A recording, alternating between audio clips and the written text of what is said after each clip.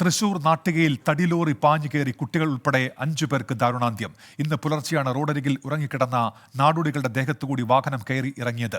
മദ്യലഹരിയിൽ ക്ലീനറാണ് വാഹനം ഓടിച്ചതെന്ന് പോലീസ് പറഞ്ഞു.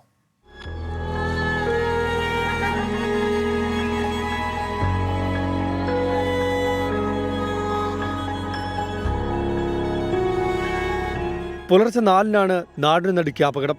1 വയസ്സുള്ള വിശ്വ, 4 വയസ്സുള്ള ജീവൻ എന്നീ കുട്ടികൾ ഉൾപ്പെടെ 5 പേരുടെ ജീവനാണ് പൊലിഞ്ഞത്.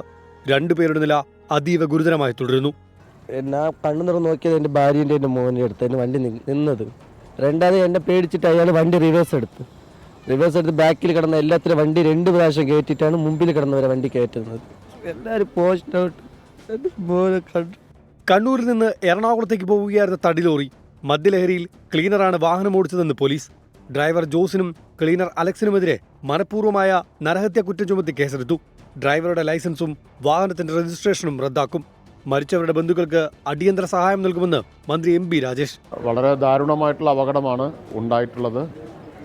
അതിലെ വണ്ടി ഓടിച്ച ആളുകൾ പോലീസിൻ്റെ കസ്റ്റഡിയിലുണ്ട്. ശവസംസ്കാരം നടത്തുന്നതിന് ആവശ്യമായിട്ടുള്ള സഹായം നൽകാൻ നിർദ്ദേശിച്ചിട്ടുണ്ട്. ബാക്കി കാര്യങ്ങൾ അതിൻ്റെ നടപടിക്രമങ്ങൾ അനുസരിച്ച് ചെയ്യും. അപകടത്തിന് നിർണായ CCTV ദൃശ്യങ്ങൾ 24 ലഭിച്ചു. അപകടമുണ്ടാക്കിയ ലോറി നിർത്താതെ മുന്നോട്ട് പോകുന്നതും ഓടിച്ചുപോയ ലോറിയെ നാട്ടുകാർ പിന്തുടരുകയും ഡ്രൈവറെയും ക്ലീനറെയും റോഡിലിറക്കുകയും ചെയ്യുന്ന ദൃശ്യങ്ങളുമാണ് പുറത്തു വന്നത്.